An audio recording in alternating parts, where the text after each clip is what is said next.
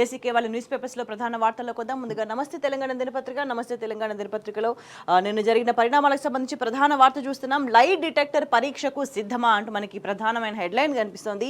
జడ్జిల సమక్షంలోనే కూర్చుందాం, మీడియా ముందే చర్చ పెడదాం, డేట్ ప్లేస్ టైం నువ్వే చెప్పు, నీ జూబ్లీ హిల్స్ ప్యాలెస్లోన జడ్జిల ముందా తేల్చుకో, సీఎం రేవంత్ కు కేటీఆర్ సూటి సవాల్ అంటూ మనం వార్త చూస్తున్నాం. తప్పు అని తేలితే ఏ శిక్షకైనా సిద్ధమని వెల్లడి, ఎన్నిసార్లైనా విచారణకు వస్తానని స్పష్టీకరణ అంటూ చూస్తున్నాం.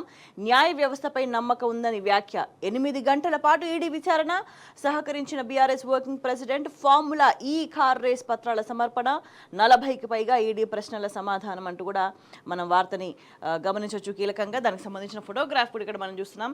ఈ ఈడీ విచారణ హాజరైన తర్వాత సంస్థ కార్యాలయం దగ్గర పార్టీ శ్రేణులకు బీఆర్ఎస్ వర్కింగ్ ప్రెసిడెంట్ కేటీఆర్ అభివాదం అంటూ కూడా మనం ఫోటోగ్రాఫ్ని చూడొచ్చు. ఇంకోవైపు చూసుకుంటే ఫిరాయింపుదారులపై అనర్హతకు ఆదేశించండి అంటూ మరో వార్త గమనించవచ్చు. ఆ శాసనసభ్యులపై చర్యలకు స్పీకర్ నిరాసక్తత, ఫిర్యాదు చేసి 9 నెలలు అవుతున్నా కూడా స్పందన కరువు అంటూ కూడా మనం వార్త చూస్తున్నాం. హైకోర్టు చెప్పి 6 నెలలైనా నోటీసులే ఇవ్వలేదు, సుప్రీంకోర్టును ఆశ్రయించిన బీఆర్ఎస్ పార్టీ అంటూ పార్టీ ఫిరాయింపు పాల్పడ్డ ఎమ్మెల్యేలకు సంబంధించిన వార్తను మనం గమనించవచ్చు. ఇంకోవైపు చూసుకుంటే వాటా తేలుస్తామంటూ ఇంకో వార్త కనిపిస్తోంది మనకి. కృష్ణా నీటి కేటాయింపులపై విచారణ జరుపుతాం, ముందుగా సెక్షన్ 3 పైనే వాదనలు వింటాం, తేల్చి చెప్పిన బ్రిజేష్ కుమార్ చెప్పినట్టు మనం వార్తను గమనించవచ్చు. వచ్చే నెల 19 నుంచి 21 వరకు విచారణ జరగబోతోంది. ప్రాజెక్టుల వారి కేటాయింపులను తేల్చాలి అన్న ఏపీ వాదనను కొట్టిపారేసింది ట్రిబ్యునల్. వాటాలు తేల్చడమే ప్రాధాన్యమని స్పష్టీకరణ, ఫలించిన బీఆర్ఎస్ 10 ఏళ్ల పోరాటం అంటూ కూడా మనం వార్తను గమనించవచ్చు. ఇక్కడ చూస్తే కృష్ణా ట్రిబ్యునల్లో తెలంగాణ పంతం నెగ్గింది, 10 ఏళ్ల బీఆర్ఎస్ పోరాటం ఫలించింది. తెలంగాణ ఆంధ్రప్రదేశ్కు కలిపి గంపగుత్తగా చేసిన కేటాయింపుల్లో ముందుగా రాష్ట్రాల వాటా తేల్చడానికి కృష్ణా నదీ జలాల వివాద పరిష్కార ట్రిబ్యునల్ 2 అంగీకరించింది. కృష్ణా జలాల్లో తెలంగాణకు న్యాయబద్ధంగా దక్కాల్సిన వాటా రావాల్సిందే. తెలంగాణ ఏపీకి కలిపి గంపగుత్తగా ఇచ్చిన కేటాయింపులను దామాషా ప్రకారం పంచడం వల్ల తెలంగాణకు తీవ్ర నష్టం వాటిల్లుతోంది అంటూ 10 ఏళ్ల పాటు కేసీఆర్ ప్రభుత్వం కృష్ణా ట్రిబ్యునల్ ముందు వినిపించిన వాదన ఇది. సో అంతర్రాష్ట్ర జల వివాదాల చట్టం 1956లోని సెక్షన్ 3 ప్రకారం ముందుగా రాష్ట్రాల వాటా తేల్చిన తర్వాతే ప్రాజెక్టుల వారీగా కేటాయింపులపై విచారణ జరపాలని కేసీఆర్ సర్కార్ అప్పుడు డిమాండ్ చేసింది.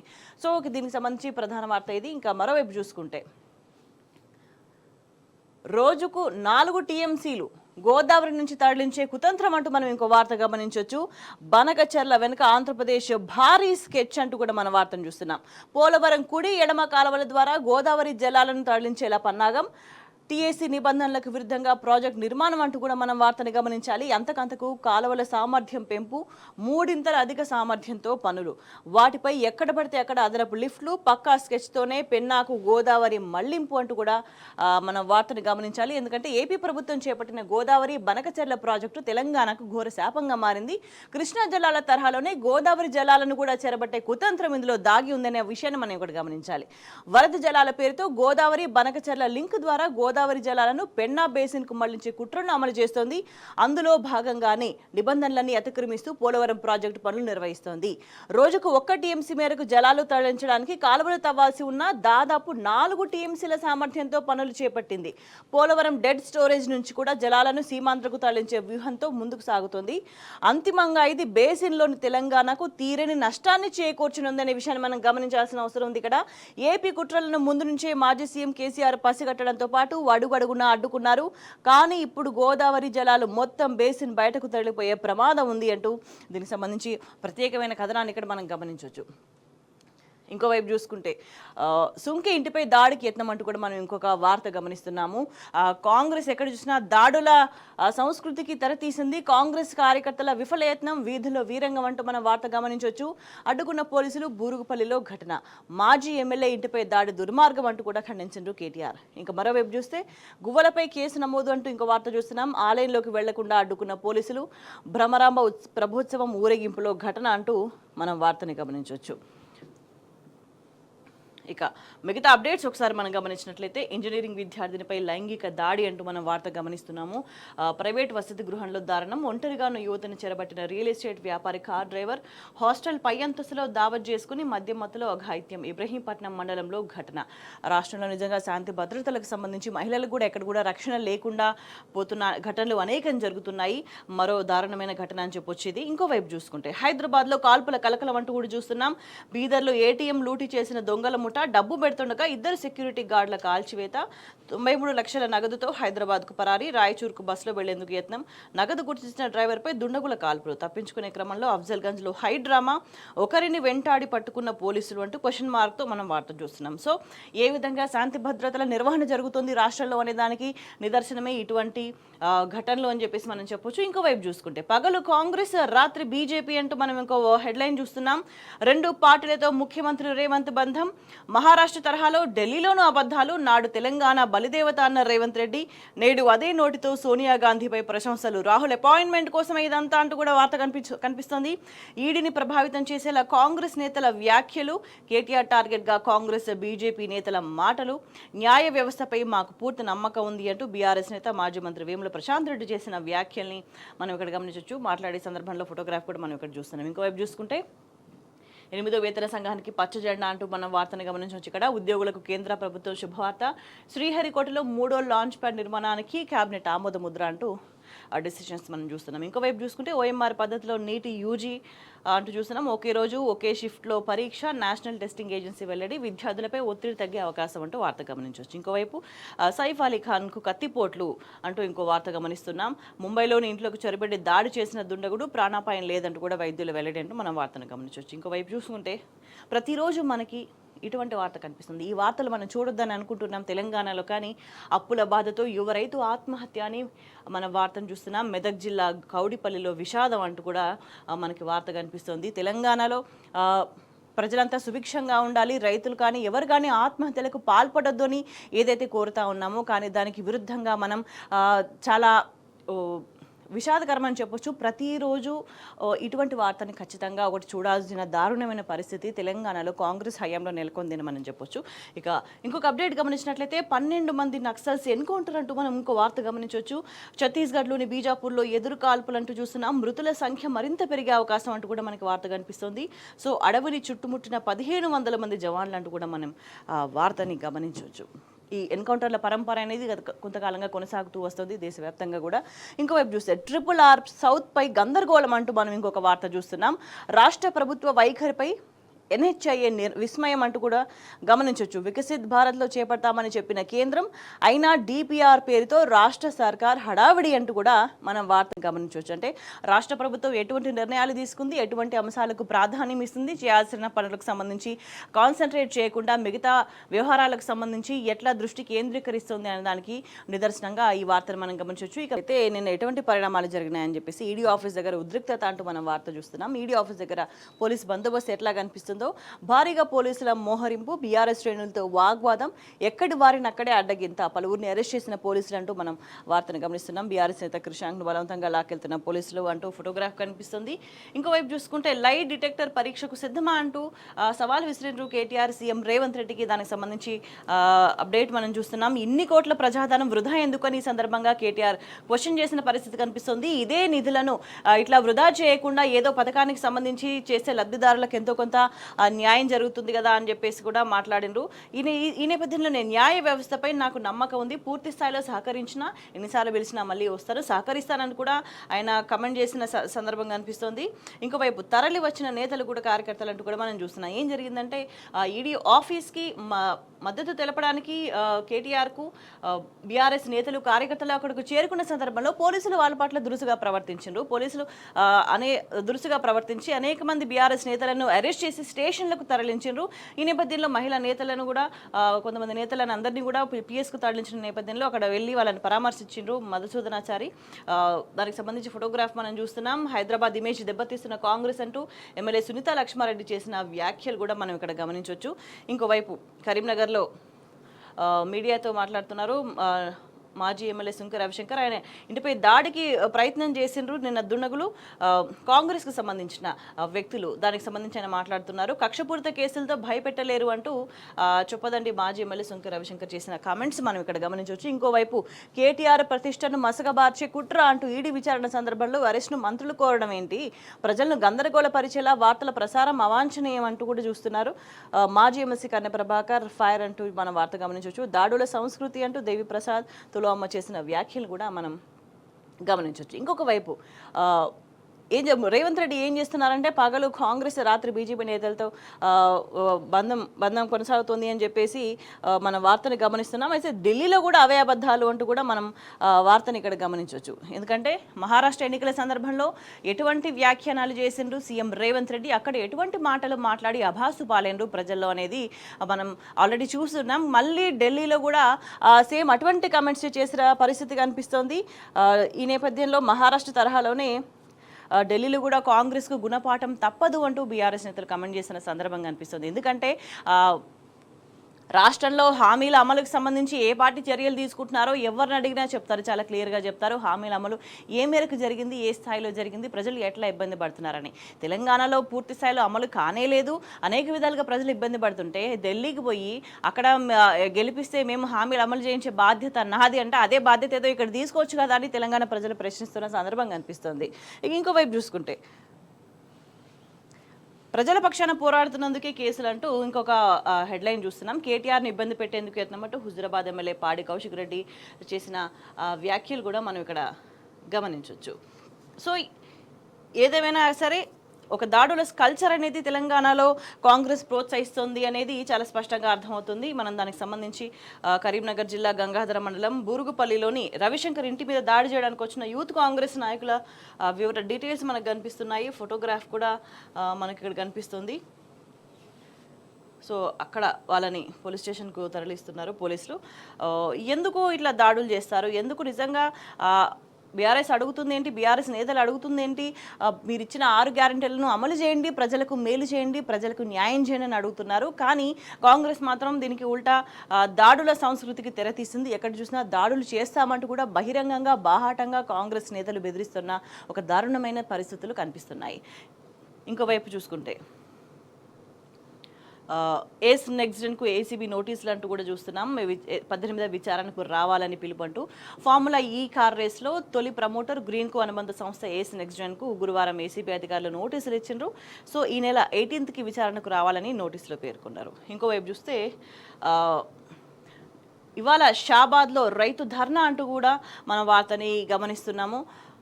బీఆర్ఎస్ ఆధ్వర్యంలో రైతు ధర్నా విజయవంతం చేయాలంటూ కొడంగల్ మాజీ ఎమ్మెల్యే పట్నం నరేందర్ రెడ్డి, పట్నం అవినాష్ రెడ్డి పిలుపునిచ్చిండ్రు. ఈ నేపథ్యంలో ఇవాళ రైతులు ధర్నా నిర్వహించబోతున్నారు. ఎటువంటి కాంగ్రెస్ ప్రభుత్వం ఇచ్చిన హామీలన్నీ కూడా అమలు చేయాలంటూ కూడా వాళ్ళు డిమాండ్ చేస్తూ ఈ ధర్నా ఉండబోతుంది. రైతులకు మేలు చేసే విధంగా ఉండాలంటూ. ఇంకోవైపు చూసుకుంటే కవిత సుదీర్ఘ పోరాట ఫలితమే పసుపు బోర్డు అంటూ మనం ఇక్కడ ఇంకొక వార్త చూస్తున్నాము. మాజీ ఎంపీ ఎమ్మెల్సీ కవిత సుదీర్ఘ పోరాట ఫలితమే పసుపు బోర్డు ఏర్పాటు అంటూ జగిత్యాల జెడ్పీ మాజీ చైర్పర్సన్ వసంత అన్నారు. సో ఈ నేపథ్యంలో రైతులతో కలిసి తెలంగాణ తొలి CM KCR, BRS working president KTR, MLC Kavitha చిత్రపటాలకు పాలాభిషేకం చేసిన వార్త ఇది. ఇంకోవైపు చూసుకుంటే ఎటువంటి పరిణామాలు జరుగుతున్నాయని అంటే హైదరాబాద్ నిజంగా బ్రాండ్ ఇమేజ్ని కాపాడడానికి గత ప్రభుత్వం ప్రయత్నం చేస్తే, ప్రపంచవ్యాప్తిగా కీర్తి ప్రతిష్టలు పెంచే విధంగా గత ప్రభుత్వం ప్రయత్నం చేస్తే కాంగ్రెస్ వైఖరితో హైదరాబాద్లో రియాలిటీ ఢమాల్ అంటూ కూడా మనం వార్త గమనిస్తున్నాము. కుప్పకూలుతున్న రియల్ ఆశల సౌధాలు అంటూ గమనించవచ్చు. మరో అధ్యయనంలో నిజాలు తేట తెల్లం, ప్రభుత్వ విధానాలతోనే అగమ్య గోచరం అంటూ 36% సేల్స్ డౌన్ అని తేల్చిన ప్రాప్ టైగర్ అనే సర్వేకి సంబంధించి మనం వార్తని గమనించవచ్చు. మార్కెట్ను కొల్లగొట్టిన సర్కారు చర్యలు అనే విషయం చాలా క్లియర్గా అర్థమవుతుంది. కేవలం ప్రభుత్వ వైఫల్యం వల్లే రియల్ ఎస్టేట్ కూడా ఢమాల్ అన్న పరిస్థితి తెలంగాణలో చాలా క్లియర్గా కనిపిస్తుంది. ఇక ఒకసారి మిగతా అప్డేట్స్ ఒకసారి మనం గమనించినట్లయితే, ఇంతకుముందు మనం ఫ్రంట్ పేజ్లో కూడా వార్తను గమనించినాము. రోజుకు 4 టీఎంసీలు అంటూ మన వార్త చూస్తున్నాము. పేరుకు 2 టీఎంసీలు, పనులు 4 టీఎంసీలకు. పోలవరం కుడి ఎడమ కాలువల ద్వారా గోదావరి నుంచి రోజుకు 8 టీఎంసీల తరలింపు. ఏటీఎస్సీ నిబంధనలకు విరుద్ధంగా ప్రాజెక్టు నిర్మాణం, అంతకంతకు కాలువల సామర్థ్యం పెంపు. సో 3 అధిక సామర్థ్యంతో పనులు చేస్తున్నారు. దీంతో ఎక్కడ పడితే అక్కడ అదనపు లిఫ్ట్లు ఏర్పాటు చేస్తున్నారు. పక్కా స్కెచ్తోనే పెన్నా బేసిన్కు గోదావరి మళ్లింపు అంటూ డెడ్ స్టోరేజ్ నుంచి జలాలు తరలించేలా లిఫ్ట్లు అంటూ కూడా మనం వార్తను గమనించవచ్చు. అల్టిమేట్గా తెలంగాణకు నష్టం చేసే విధంగా ఎటువంటి చర్యలు జరుగుతున్నాయి, దానికి సంబంధించి ఒక పూర్తి విశ్లేషణాత్మకంగా వివరణతో మనకి గ్రాఫికల్ ప్రజెంటేషన్తో ఏ విధంగా తెలంగాణకు నష్టం జరిగే కుట్రలు జరుగుతున్నాయి అనేది పూర్తి స్థాయి ఒక కథనం అనేది ఇక్కడ మనం నమస్తే తెలంగాణ దినపత్రికలో మనం గమనించవచ్చు. ఇంకోవైపు చూస్తే హైదరాబాద్లో దొంగల కాల్పులకు సంబంధించి ఫోటోగ్రాఫ్తో కూడిన వార్త మనం చూస్తున్నాం. రోడ్డు ప్రమాదాలు జరిగినాయి. షిరిడికి వెళ్తుండగా రోడ్డు ప్రమాదం జరిగింది. 4 చనిపోయినారు. యాదాద్రి జనగామ జిల్లాలకు చెందిన వాళ్ళు. ఇంకోవైపు చూస్తే బాకీ కింద ధాన్యం డబ్బులు జమ అంటూ మనం వార్త గమనిస్తున్నాం. సహకార బ్యాంక్ ఎదుట రైతు ఆత్మహత్యాయత్నం అంటూ మనం గమనించవచ్చు. జగిత్యాల జిల్లా ధర్మపురిలోని కేడీసీసీబీ ఎదుట ఒక రైతు ఆత్మహత్యాయత్నం చేసిండు. 4 ఎకరాల భూమి ఉంది. సోమరాజమలోనే రైతు తన పట్టా పాస్బుక్లో బ్యాంకులో పెట్టి 2 ఏళ్ల క్రితం 4 లక్షల మార్టగేజ్ రుణం తీసుకున్నాడు. కొన్ని నెలలకే ఆయన చనిపోవడంతో 2 ఎకరాల భూమి కొడుకు, మిగిలిన 2 ఎకరాలు భార్యకు విరాసత్ అయింది. సో రుణాన్ని వాయిదా పద్ధతిలో 6 నెలలకు ఒకసారి చెల్లిస్తున్నాడు. ఈ నేపథ్యంలో మేబీ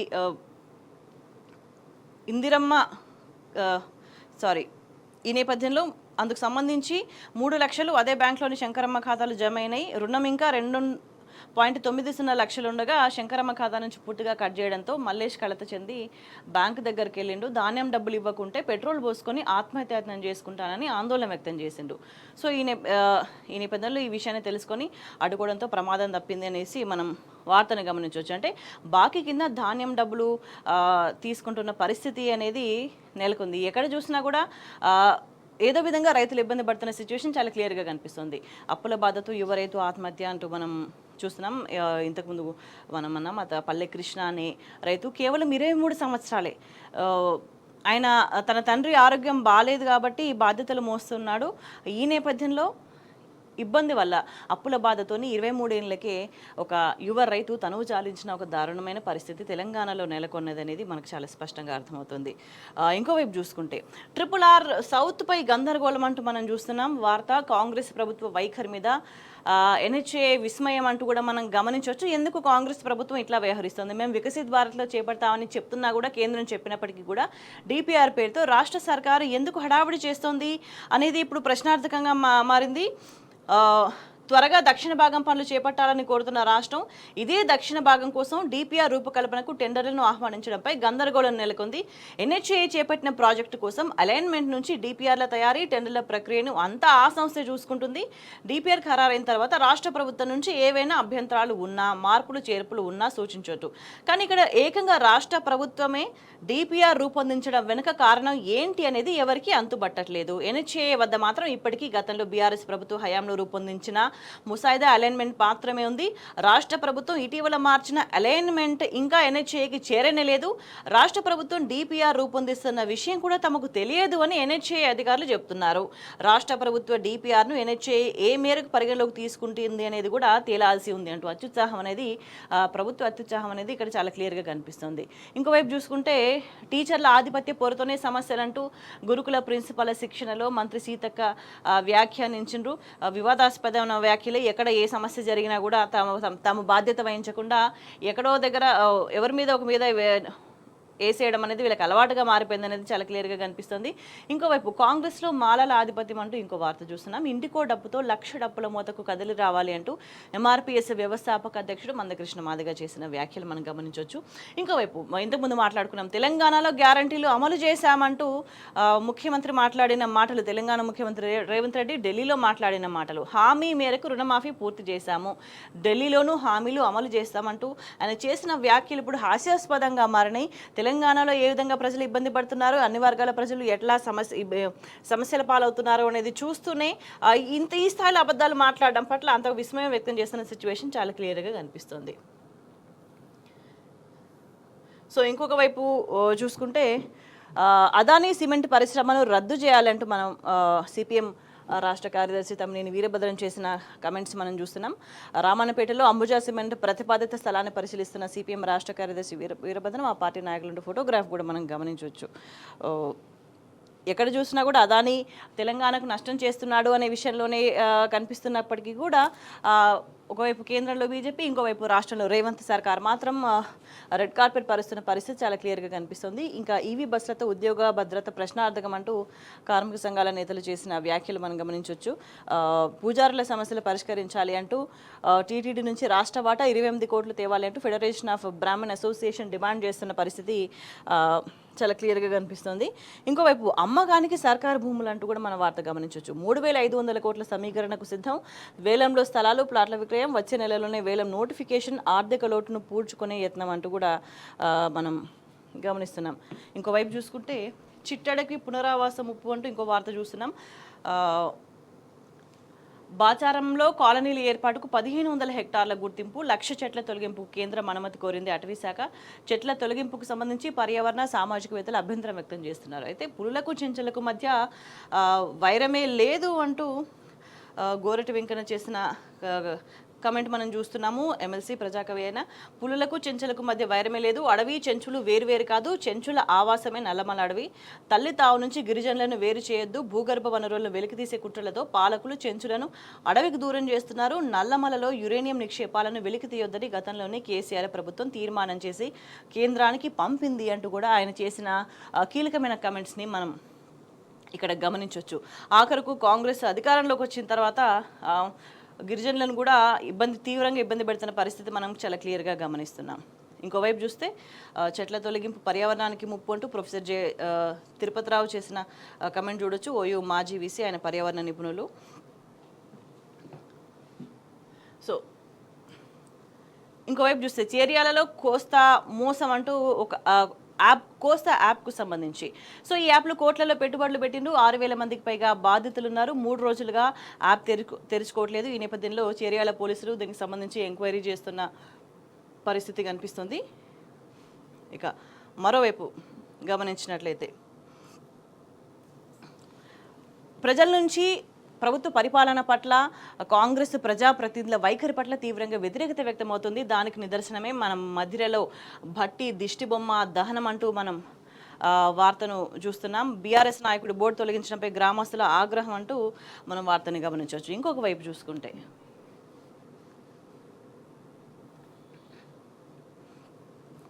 వెటర్నరీ డాక్టర్ల ఇష్టారాజ్యం అంటూ మనకి వార్త కనిపిస్తుంది. పశు వైద్యాన్ని గాలికి వదిలేసి సొంత వ్యాపారాలు, పై అధికారులను మేనేజ్ చేస్తూ విధులకు డుమ్మ, సకాలంలో వైద్యం అందక పశువులు మృత్యువాత, ప్రైవేటు డాక్టర్స్ను ఆశ్రయిస్తున్న రైతులు, డాక్టర్ల పనితీరుపై కొరవడిన నియంత్రణ, మంత్రి లేకపోవడం శాఖకు మరో మైనస్. ఎక్కడ చూసినా అన్ని సమస్యలకు ప్రధాన కారణం ఎక్కడ కనిపిస్తుందంటే కీలకమైన శాఖలన్నీ కూడా ముఖ్యమంత్రి దగ్గరే ఉండడం వల్ల చాలా సమస్యలు వస్తున్న విషయం కనిపిస్తుంది. ఇంకోవైపు చూసుకుంటే కాంగ్రెస్ సర్కారుపై నేతన్నల పోరుబాట అంటూ మనం వార్తను గమనించవచ్చు. 20న కలెక్టరేట్ల ముట్టడి, 25న భారీ బహిరంగ సమావేశం, సమస్యల పరిష్కారం అయ్యేంత వరకు పోరాటం కొనసాగింపు అంటూ నేత కార్మికుల సంఘం స్పష్టం చేసింది. ఇంకొక వైపు చూసుకుంటే నిజామాబాద్ బల్దియా ఎదుట బెప్మా ఆఫీస్ ధర్నా చేస్తున్న వార్త మనకి ఇక్కడ కనిపిస్తుంది. దానికి సంబంధించిన ఫోటోగ్రాఫ్ కూడా మనం ఇక్కడ గమనిస్తున్నాము. ఇంకొక వైపు చూసుకుంటే రేషన్ కార్డు సర్వే అడ్డగింత అంటూ చూస్తున్నాం. జాబితాలో తమ పేర్లు లేవని గ్రామస్తుల నిరసన, వెరిఫికేషన్ ప్రక్రియను బహిష్కరించిన తాండావాసులు అంటూ కూడా మనం నిర్మల్ జిల్లా కుంటాలకు సంబంధించిన వార్తని మనం గమనించవచ్చు.